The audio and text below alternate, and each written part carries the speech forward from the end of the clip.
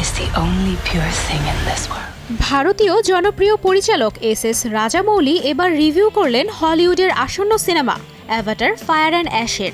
মুক্তির আগেই প্রথম ভারতীয় ব্যক্তি হিসেবে এই সিনেমা দেখে নিজের প্রতিক্রিয়া জেমস ক্যামেরনকে জানিয়েছেন রাজামৌলি। মুক্তির আগেই প্রচারের অংশ হিসেবে অ্যাভাটার ফায়ার অ্যান্ড অ্যাশ দেখে নিজের অভিজ্ঞতা, ভালো লাগা মন্দ লাগা শেয়ার করেন রাজামৌলি। মূলত ভিডিও কলের মাধ্যমে রাজামৌলি ও জেমস ক্যামেরনের আলাপচারিতা দেখা যায় নতুন প্রকাশ পাওয়া এক ভিডিওতে। কথোপকথনের সময় রাজামৌলি নিজেই জানান যে তিনি প্রথম ভারতীয় যিনি অ্যাভাটার 3 দেখেছেন এবং এজন্য জেমস ক্যামেরনকে ধন্যবাদ জানানোর পাশাপাশি সিনেমাটির বেশ প্রশংসাও করেন তিনি। রাজামৌলি ক্যামেরনকে বলেন, আমি আপনাকে ধন্যবাদ জানাতে চাই কারণ আপনি আমাকে ভারতীয়দের মধ্যে অ্যাভাটার ফায়ার অ্যান্ড অ্যাশ দেখার জন্য সম্ভবত একমাত্র ব্যক্তি করে তুলেছেন। এটা খুবই বিশেষ অনুভূতি।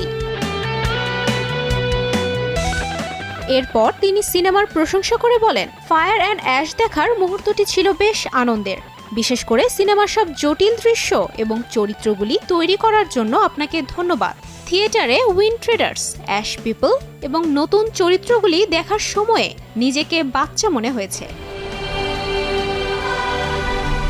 রাজামৌলি অ্যাভাটার ফায়ার অ্যান্ড অ্যাশের পূর্বের সিনেমাগুলোর সঙ্গে তুলনা করে বলেন, সিনেমা শেষ করার পরও তার মধ্যে এই সিনেমার রেশ রয়ে গেছে। অ্যাভাটার ফ্র্যাঞ্চাইজির তৃতীয় কিস্তি অ্যাভাটার ফায়ার অ্যান্ড অ্যাশ বিশ্বব্যাপী মুক্তি পাবে 19 ডিসেম্বর। তুবাইশি বুশরা, স্টার নিউজ।